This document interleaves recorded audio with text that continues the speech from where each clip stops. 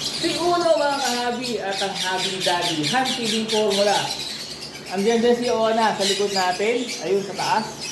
Siyempre, itong mga ibon na to, hindi tayo nagpalaki. Pero nakasundo natin sa pamamagitan ng habi ni Daddy, hand feeding formula. Ito po ay masarap ang panlasa sa mga ibon natin. Sarap na sarap sila dito, kaya habol na habol yung mga ibon natin kapag ka pinapakain natin ito. No?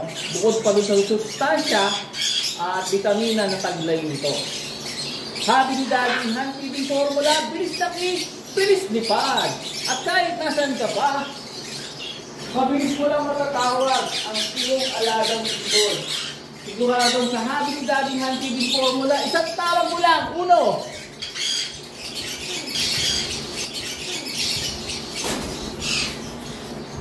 Pupuntangan ang alaga mo. Kahit nasan ka pa, siguradong basta hawak mo to, hahabulin ka, kahanapin ka nila.